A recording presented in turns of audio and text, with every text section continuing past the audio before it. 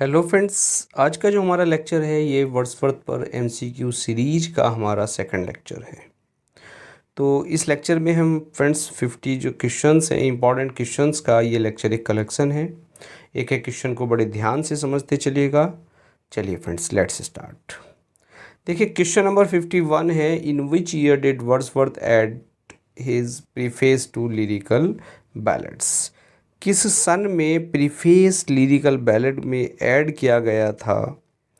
और friends lyrical ballad की बात करें तो 1798 में first time lyrical ballad publish हुआ और 1800 में इसमें क्या ऐड कर दिया गया फ्रेंड्स, प्रीफेस ऐड कर दिया गया। तो इजी क्वेश्चन है।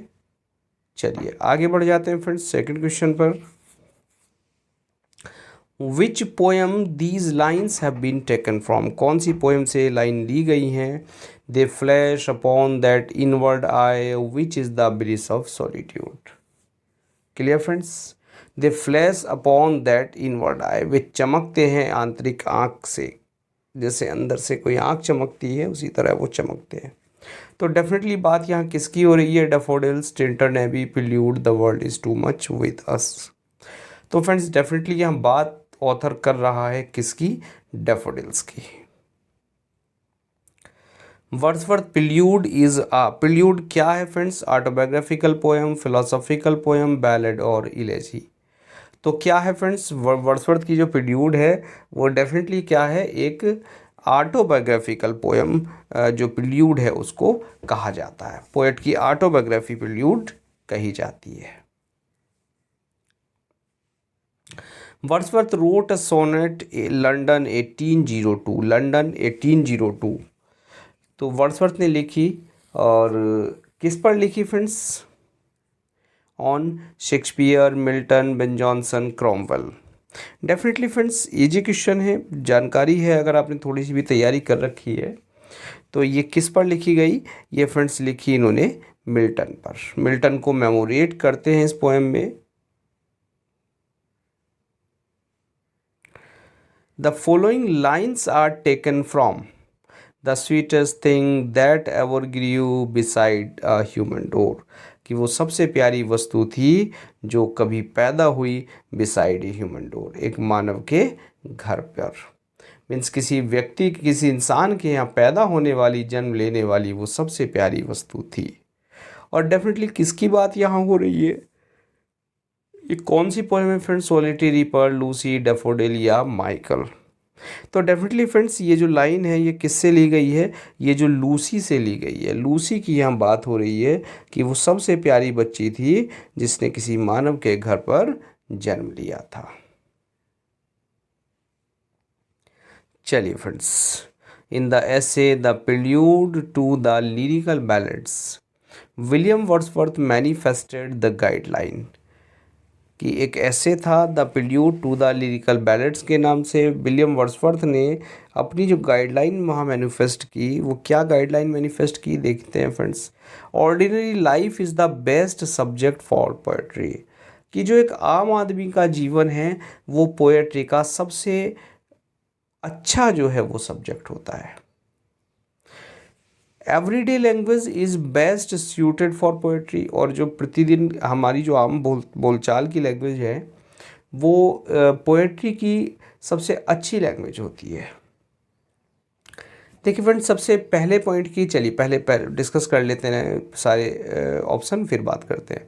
Expression of feeling is more important than action और प्लॉट, फीलिंग का एक्सप्रेशन किसी एक्शन के प्लॉट से ज़्यादा इम्पोर्टेंट होता है। और poetry is the spontaneous overflow of emotion that takes its origin from emotion recollected in tranquillity, कि जो पोएट्री है एक स्वतः स्फुटन होता है इमोशंस का, जो अपनी जो ओरिजिन है वो कहाँ से, इमोशन से लेते हैं, रिकलेक्टेड इन ट्रैंक्विलिटी, जो ट्रैंक्विलिटी में शांति में रिकलेक्ट होते हैं। क्लियर फ्रेंड्स, तो ऑब्वियसली ये पोएट्री की डेफिनेशन इन्होंने दी। अब इनके रेफरेंस में सारी बात कर लेते हैं। देखिए सबसे पहला जो पॉइंट है, ordinary life is the best subject for poetry. Friends जो रोमांटिक एज की शुरुआत हुई उस एज में एक कॉमन मैन की बात होने लगी, एक आम आदमी की बात होने लगी। यानी रोमांटिक रिवाइवल, रोमांटिक पोएट्री की बात करें, एक आम आदमी को स्थान दिया गया पोएट्री में। क्लियर? तो यानी जो ऑर्डिनरी लाइफ है वो एक बेस्ट सब्जेक्ट हो गया किसका? पोएट्री का, पहली बात। और दूसरी बात, वर्ड्सवर्थ का ये कहना था कि the language of prose and poetry should be the same, कि जो प्रोज की लैंग्वेज है वही पोएट्री की लैंग्वेज होनी चाहिए। भाई पोएट्री को कॉम्प्लेक्स क्यों बनाए, उसको जटिल क्यों बनाए, वो समझ में ना आए। जबकि एक दूसरे ऑथर थे टी एस इलियट का इस बारे में डिफरेंट मत था। उनका मानना था कि जो पोएट्री है उसको कॉम्प्लिकेटेड होना चाहिए क्योंकि वो इलीट क्लास के लिए होती है। लेकिन वर्ड्सवर्थ का मानना यहाँ उल्टा था। उनका कहना था कि there should be no difference between the language of prose and poetry. बात क्लियर फ्रेंड्स? और तीसरा था expression of feeling is more important than action. भाई जो फीलिंग्स है हमारी, हम पोएट्री अगर लिख रहे हैं तो हमारी जो फीलिंग्स है उनका कहीं अधिक इम्पॉर्टेंट रोल होता है, किससे? एक्शन से या प्लॉट से। और पोएट्री इज स्पॉन्ट, और ये नीचे आ गई है इसकी डेफिनेशन। तो फ्रेंड्स ये डेफिनेटली ये चारों पॉइंट हैं, ये इनके लिए इनकी जो गाइडलाइन है उसको मैनिफेस्ट करते हैं वर्ड्सवर्थ की, यानी वर्ड्सवर्थ की विचारधारा को ये बताते हैं। और आगे क्वेश्चन है friends, the excursion marks the beginning of. जो एक्सकर्जन है वो किसकी बिगिनिंग बताता है? तो एक्सकर्जन किसकी बिगिनिंग बताता है? देखिए, woman Wordsworth growing sensibility to natural phenomena, Wordsworth की प्रकृति के प्रति जो सेंसिबिलिटी है उसको बताता है। Decline of Wordsworth poetic genius, या वर्ड्सवर्थ का जो पोएटिक जीनियस है उसके पतन को बताता है। Height of Wordsworth ascent to fame, Wordsworth की जो प्रसिद्धि की थी उसको बताता है। या Wordsworth friendship with Coleridge, Wordsworth की कॉलरिज से फ्रेंडशिप को बताता है। कौन सा ईयर? 1814, यानी द एक्सकर्जन से क्या हुआ इन चारों पॉइंट्स में से? तो डेफिनेटली फ्रेंड्स एक्सकर्जन के बाद है जो वर्ड्सवर्थ का पोएटिक जीनियस है वो डिक्लाइन होने लगा। बात clear friends? Every great poet is a teacher, हर जो महान पोएट है वो एक टीचर होता है। ये वर्ड्स थे शैली, बायरन, कीट्स या वर्ड्सवर्थ। तो डेफिनेटली किसके वर्ड्स थे फ्रेंड्स? ये वर्ड्सवर्थ के वर्ड्स थे। वर्ड्सवर्थ ने कहा कि हर ग्रेट जो पोएट होता है वो टीचर होता है। In which work of Wordsworth does the line still sad music of humanity occur, कौन सी पोएम में लाइन दिखाई देती है हमें? Still sad music of humanity, मानव जाति का एक स्टिल सैड म्यूजिक। तो किसकी लाइन है फ्रेंड्स? डेफिनेटली कन्फ्यूज़न आपको देखिए टिंटर नेबी और ओड को लेकर है, ना रेक्लूज की है ना प्रिल्यूड की है। इन दोनों में से ही जब भी कोई लाइन दी जाएगी इन दोनों पोएम में से होगी, तो दोनों ऑप्शन होंगे और बड़े क्लोजली रिजेम्बलेंस इन दोनों पोएम्स में आपको दिखाई देती है। पता ही नहीं लग पाता कि ये कोट यहाँ किसकी है, ये लाइन इमॉर्टलिटी ओड की है या टिंटर नेबी की है। तो डेफिनेटली फ्रेंड्स इस पोएम की अगर बात करें, इस लाइन की still sad music of humanity, तो ये टिंटर नेबी से ली गई है।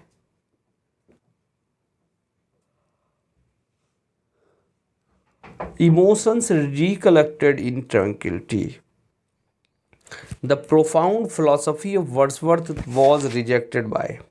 देखिए वर्ड्सवर्थ की थ्योरी थी कि poetry is a spontaneous overflow of powerful feelings, कि पोएट्री तो एक स्वतः ही स्फुटन होता है, हमारी जो पावरफुल फीलिंग्स हैं जब वो हमारे अंदर भरती जाती है तो एक उनका स्फुटन हो जाता है, और वो स्फुटन क्या कहलाता है? वो स्फुटन पोएट्री कहलाता है। क्लियर? लेकिन फ्रेंड्स इसके आगे इन्होंने क्या कह दिया था कि tranquillity, emotions recollected in tranquillity, कि पोएट्री वो इमोशंस होते हैं जो शांति में इकट्ठे होते हैं। अब इस थ्योरी को रिजेक्ट कर दिया। किसने रिजेक्ट कर दिया? एक दूसरे क्रिटिक ने। उन्होंने कहा कि जब आप शांत होते हैं तो आपके मन में कोई इमोशन ही नहीं होता। और एब्सोल्युटली राइट है फ्रेंड्स, देखिए वर्ड्स कब आते हैं, जब दिमाग में उथल पुथल होती है, और जब उथल पुथल नहीं है, माइंड शांत है, तो फिर पोएट्री के सीड्स नहीं हो सकते। इस थ्योरी को जो रिजेक्ट किया वर्ड्सवर्थ की इमोशंस रिकलेक्टेड इन ट्रैंक्विलिटी, इसको किया था टीएस इलियट ने। Clear friends? चलिए आगे बढ़ते हैं। Wordsworth treated nature as, Wordsworth ने नेचर को कैसे ट्रीट किया? Living personality, lifeless object, non living personality, या नन ऑफ दीज? इनमें से कौन सी बात सही है? तो डेफिनेटली वर्ड्सवर्थ ने नेचर को जो ट्रीट किया है वो ट्रीट किया है एक लिविंग पर्सनैलिटी के रूप में, एक जीवित व्यक्ति के रूप में। ठीक,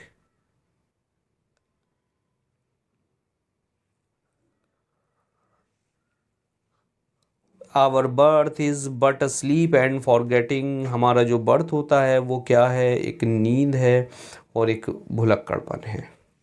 the soul that rises with us our life star, और जो आत्मा हमारे साथ होती है आर लाइफ स्टार, वो हमारे जीवन का एक सितारा होती है।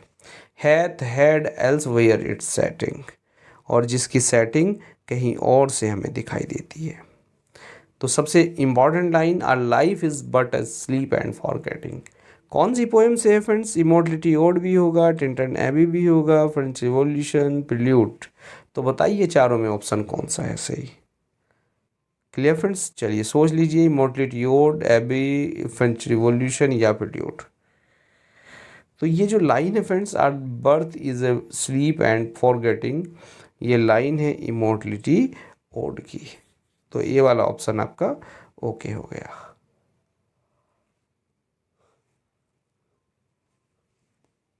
During the first year that Mr Wordsworth and I were neighbours,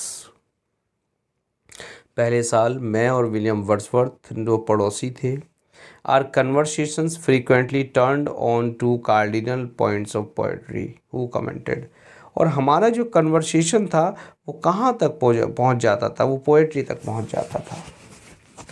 तो ये स्टेटमेंट किसका रहा है, किसने कहा इस बात को? कॉलेज, सदी, डी क्विंची या शैली? तो फ्रेंड्स डेफिनेटली बात कॉलेज की हो रही है, तो कॉलेज ने इस बात को कहा, और college life long William Wordsworth के क्लोज फ्रेंड बने रहे,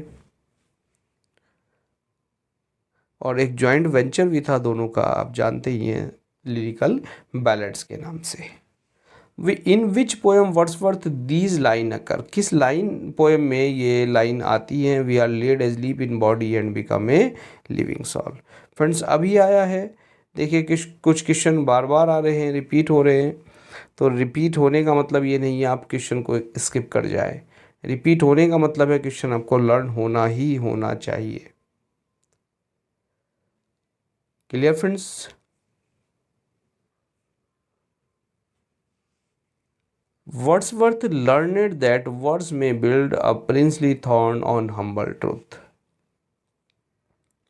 वर्ड्सवर्थ ने ये सीखा कि जो वर्ड्स हैं, जो छंद है, वो एक प्रिंसली थॉर्न बना सकते हैं हम्बल ट्रूथ पर, एक सत्य पर वो एक राजकुमार की तरह खड़े हो सकते हैं, एक राजकुमार की गद्दी बना सकते हैं, सिंहासन बना सकते हैं। तो फ्रेंड्स ओबियसली ये लाइन किसकी रही है? ये किससे इन्होंने सीखा?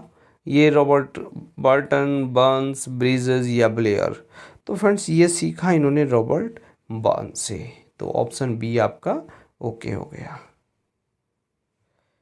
और बड़ी प्यारी line, little we see in nature that is ours, कि प्रकृति में तो हम बहुत थोड़ा सा देखते हैं जो हमारे लिए ईश्वर ने दिया है। प्रकृति में जितनी भी ब्यूटी है वो किसके लिए है? वो मानव जाति के लिए है। लेकिन ऐसा लगता है कि हम उस ब्यूटी को देखना नहीं चाहते, हमारे पास टाइम ही नहीं है। क्लियर? और टाइम नहीं है अगर इस तरह की बात हो रही है तो इमॉर्टलिटी ओड, टिंटरनेबे, डैफोडिल्स या world is too much with us. तो डेफिनेटली कौन सी पोएम की कोट रही होगी फ्रेंड्स? ये है the world is too much with us.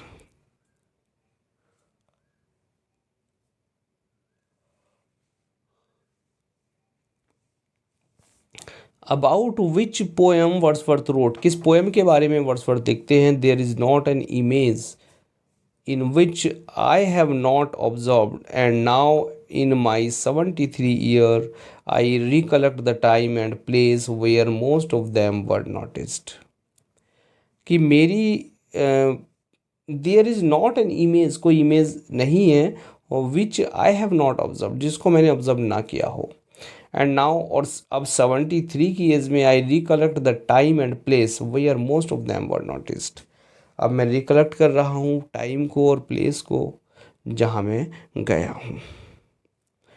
तो ये to the cuckoo, daffodils, prelude या इवनिंग वॉक किस पोएम के बारे में वर्ड्सवर्थ ने लिखा। तो यहाँ जो बात कर रहे हैं फ्रेंड्स, ये डेफिनेटली जो वर्ड्सवर्थ ने लिखा कि ऐसी कोई भी इमेज नहीं है विच आई हैव नॉट ऑब्जर्व, जो मैंने ऑब्जर्व ना की हो। और कब की बात है फ्रेंड्स? 73 ईयर्स के लाइफ स्पैन में। I recollect the time and place where most of them were noticed. मैं रिकलेक्ट कर रहा हूँ टाइम को और प्लेस को जहाँ मैं गया हूँ। तो जरा गैस कर लेते हैं किस पोएम से, to the cuckoo, daffodils, prelude या an evening walk.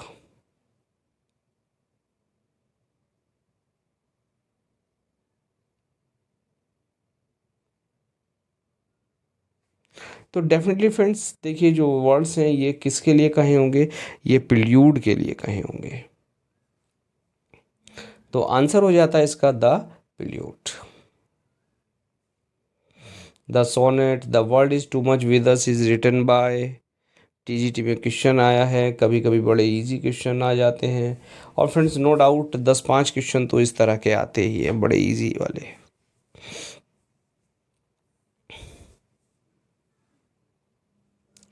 For whom did Wordsworth speak in his famous line, Thy soul was like a star and dwelt apart? कौन सी पोएम की लाइन है?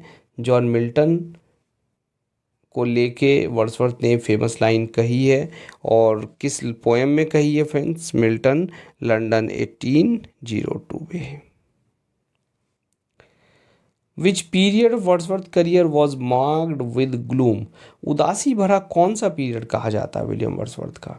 79 से 95, और 1785 से 1900, 1792 से 97, 1798 से 1805।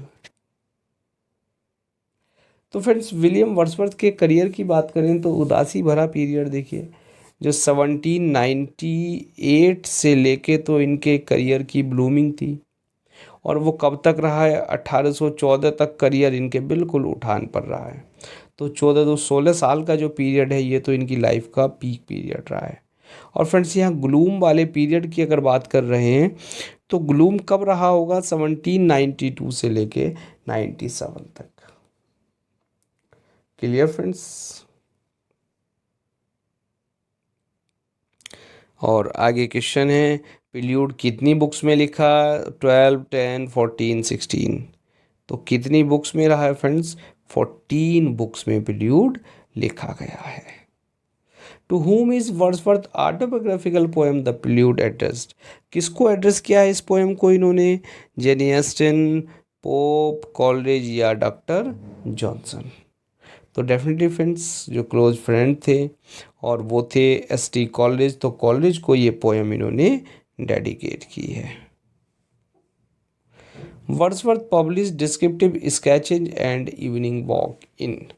देखिए दोनों ही ये जो पब्लिश्ड हुए हैं, दोनों ही वॉक इनके कौन कौन से? इवनिंग वॉक और डिस्क्रिप्टिव स्केचेस, ये दोनों ही एक ही साल में आए। और फ्रेंड्स सबसे ख़ास बात ये है कि इन दोनों में एक तो इनकी पोएटिक वॉल्यूम था, और एक इनकी पोएम थी, और दूसरा पोएटिक वॉल्यूम था। तो पोएम की बात करें तो पोएम क्या थी? इवनिंग वॉक इनकी फर्स्ट पोएम थी, और जो फर्स्ट पोएटिक वॉल्यूम है उसमें नाम लिया जाता है डिस्क्रिप्टिव स्केचेज का। Clear friends? तो 1793 में ये पब्लिश हुए डिस्क्रिप्टिव स्केचेस। चलिए नेक्स्ट क्वेश्चन पे बढ़ जाते हैं। In which language was the solitary girl singing? किस लैंग्वेज में वो सॉलिटरी गर्ल गा रही है? आर्स, गेलिक, फ्रेंच, इंग्लिश या ग्रीक? तो डेफिनेटली फ्रेंड्स लैंग्वेज कौन सी थी? गेलिक थी, या जिसको दूसरा नाम हम देते हैं अर्स। क्लियर फ्रेंड्स, यानी अर्स लैंग्वेज में वो लड़की गा रही थी। Choose the correct option, little we see in nature that is arts. कि प्रकृति में हम बड़ा थोड़ा सा देखते हैं, और वो जो हमारा है उसको तो हम देखते ही नहीं है, प्रकृति ने तो हमें दिया है। और डेफिनेटली ये लाइन कहाँ से ली गई हैं, तो देख लेते हैं ज़रा option friends. Tintern Abbey, world is too much with us, ode on intimation of immortality and Lucy Gray. तो ये लाइन है फ्रेंड्स एक sonnet, the world is too much with us से। ये क्वेश्चन भी आया है friends, who has written Ruth, शायद रिपीट भी हो गया यहाँ। रूथ को किसने लिखा, तो विलियम वर्ड्सवर्थ ने रूथ लिखी, और रूथ एक पोएम है, इनके द्वारा लिखी गई। The line one impulse from vernal wood has been taken from, जो one impulse from vernal wood, एक जंगल से एक प्रेरणा भी तुम्हें सिखा सकती है जितना कि किताबें नहीं सिखा सकती। ये इस बात को कहने का मतलब है इनका। तो ये जो पोएम रही है फ्रेंड्स, ये रही है the table turned. The tables turned से लाइन ली गई है।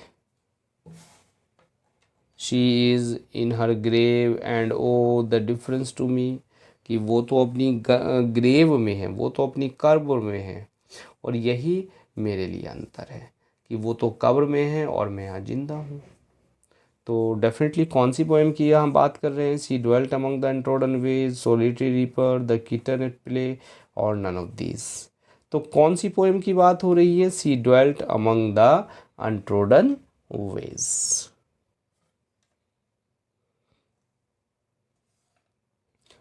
विच time Wordsworth refer to in these line from the prelude, prelude में कौन से टाइम की यहाँ वर्ड्सवर्थ बात कर रहे हैं।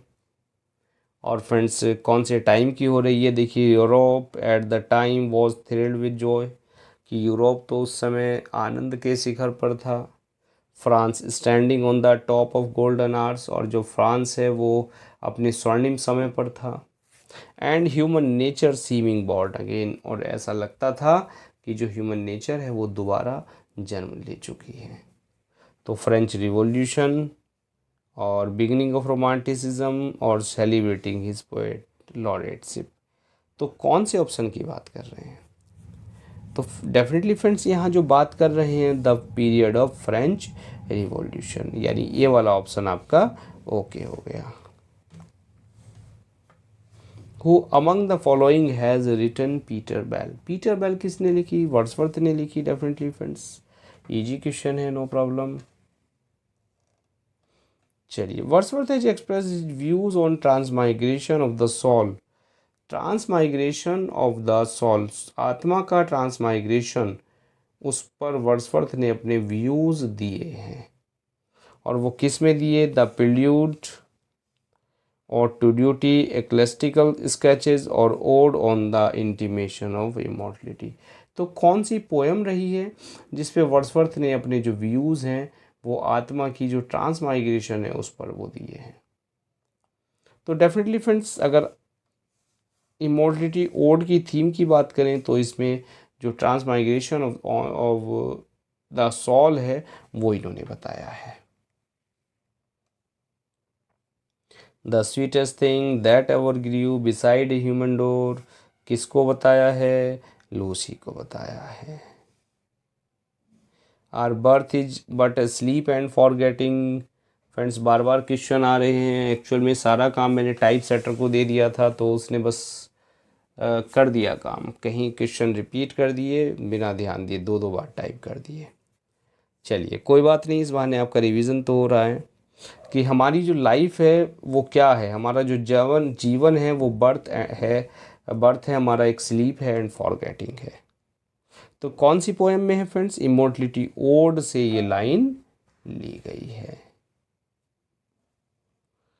चलिए, which of these travel poems belong to William Wordsworth, कौन सी ट्रेवल पोएम्स हैं जो विलियम वर्ड्सवर्थ की है। Descriptive sketches, sketches of the natural civil and political state Switzerland, और स्केचेज ऑफ नेचर। तो जो इनकी ट्रेवल पोएम है वो है descriptive sketches. Clear friends?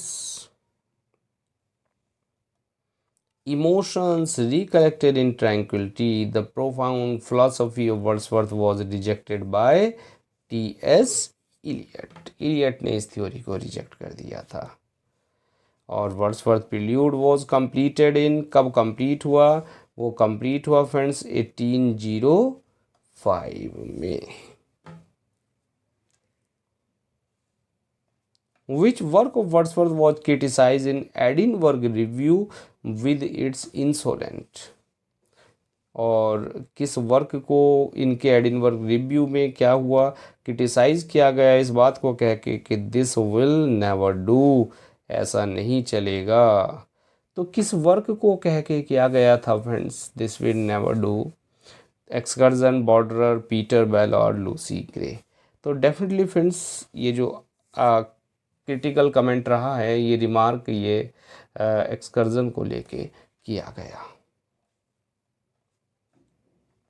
In which poem Wordsworth called the child of prophet, seer and a philosopher? तो किस poem में वर्ड्सवर्थ कहते हैं एक चाइल्ड को एक profit, seer and philosopher? Clear friends? तो ये तीनों नाम प्रॉफिट, सीयर और फिलोसोफर यानी दर्शन शास्त्र और दर्शन वेत्ता और आपका एक प्रॉफिट, एक पैगंबर और भविष्य वक्ता किसको कहा जाता है? बच्चे को कहा है इन्होंने। और किस पोएम में कहा है? Guilt and sorrow, ode, intimation of immortality, prelude या इवनिंग वॉक में। तो फ्रेंड्स डेफिनेटली यहाँ ये ode on the intimation of immortality में ये लाइन कही है। और ये क्वेश्चन भी ऊपर से आ गया था। वर्ड्सवर्थ लर्नड दैट वर्ड्स में build a princely thorn on humble truth. किससे सीखा इन्होंने? रॉबर्ट बर्न्स से इस बात को सीखा था। What does pantheism means? पैंथेइज्म क्या है? तो देखिए पैंथेइज्म क्या है? God is all and all is God, की हर चीज़ में ईश्वर है और ईश्वर हर चीज़ में है। एवरीथिंग इज मॉर्टल, की हर चीज़ जो है मॉर्टल है, नश्वर है। None can escape from time, इस समय से कोई भी नहीं बच सकता। All of these. तो डेफिनेटली फ्रेंड्स पैंथेइज्म क्या है? गॉड इज ऑल, कि प्रकृति में हर जगह ईश्वर है। और जब हम ये बात मान लेते हैं कि हर जगह ईश्वर है, हर कण कण में ईश्वर विद्यमान है, तब हम पैंथेइस्ट हो जाते हैं, तब हम ईश्वर की सत्ता में विश्वास रखते हैं। और सत्ता में तो फ्रेंड्स रखते ही हैं, लेकिन कैसा विश्वास है ये? कि प्रकृति में ईश्वर को मानना जो है वो पैंथेइज्म कहलाता है, प्रकृति में ईश्वर को देखना। Which poem Wordsworth says that books are just barren leaves and provide empty knowledge? किस पोएम में वर्ड्सवर्थ ने कहा कि जो बुक्स तो केवल बैरन लीव्स होती हैं, बंजर पत्तियाँ होती हैं, जो एम्प्टी नॉलेज को प्रोवाइड करती हैं। And that nature is the best teacher which can teach more about human evil and good. और जो नेचर होती है, प्रकृति होती है, वो ह्यूमन को सबसे अच्छा पढ़ा सकती है। तो डेफिनेटली फ्रेंड्स कौन सी पोएम की बात हो रही है? My heart leaps up, ode on intimation of immortality, tables turned और वी आर 7। तो ये फ्रेंड्स टेबल्स टर्न्ड की बात हो रही है। सी वाला ऑप्शन आपका ओके हो गया। इसी में इन्होंने कहा है कि जो प्रकृति है वो सबसे अच्छा हमें पढ़ा सकती है। बुक्स इतना हमें कोई नॉलेज नहीं दे सकती जितना प्रकृति दे सकती है। The true commencement of Wordsworth poetic career was from? Wordsworth का ट्रू पोएटिक कमेंसमेंट वो कब से कब तक हुआ? 1792, 3, 5, 6, 7, 8 और 1991। तो फ्रेंड डेफिनेटली 1797 से लेके 98 की बात करें तो ये 1797 से 98 में इनके पोएटिक करियर की शुरुआत मानी जाती है। हालांकि पोएम तो 1793 से लिख दी थी, लेकिन यहाँ ट्रू कमेंसमेंट यहीं से माना जाता है, लिरिकल बैलेट से। Lucy poems by Wordsworth refer to? क्या है Lucy poem? His early poems, a group of 5 lyrics by him, या poems by Wordsworth in collection with in collaboration with Coleridge, या हिज ह्यूमरस पोएम्स? तो definitely friends ये क्या है, एक collection है 5 पोएम्स का जो इन्होंने लूसी पर लिखा है। Who among these is the interpreter of nature in many moods, कि प्रकृति के बहुत सारे जो मूड्स होते हैं उनका इंटरप्रेटर कौन है, उनका व्याख्याकर्ता कौन है। तो किसने व्याख्या की है प्रकृति के डिफरेंट मूड्स की? डेफिनेटली फ्रेंड्स विलियम वर्ड्सवर्थ ने की है। Clear friends? चलिए, who considered Wordsworth as the high priest of nature, प्रकृति का हाई प्रीस्ट किसने कहा है इनको? हाई प्रीस्ट ऑफ नेचर की बात करें, ये फ्रेंड्स कहा है इनको डी क्विंसी, कॉल्डेज, शैली या मैथ्यू आर्नोल्ड। तो ऑब्वियसली फ्रेंड्स ये डी क्विंसी ने कहा है। और आगे the excursion marks the beginning of, excursion किस चीज़ की बिगनिंग को बताता है? तो एक्सकर्जन फ्रेंड्स किसको बताता है? इनके पोएटिक करियर के डिक्लाइन को। The poem Michael is set in, Michael कहाँ पर सेट की गई है? Green Head Gill in Grasmere valley, London, village in London, a village in Ireland. तो डेफिनेटली फ्रेंड्स माइकल की बात करें तो माइकल जो सेट हुई है वो हुई है Green Head Gill in Grasmere valley. तो ये वाला ऑप्शन इसका ओके हो गया।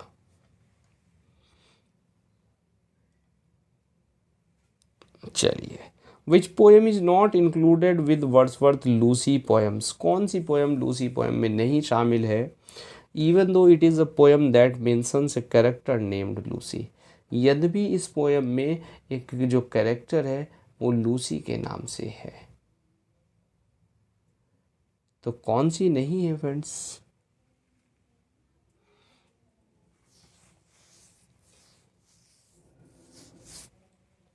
London, Lucy Gray, French revolution, guide to the lakes.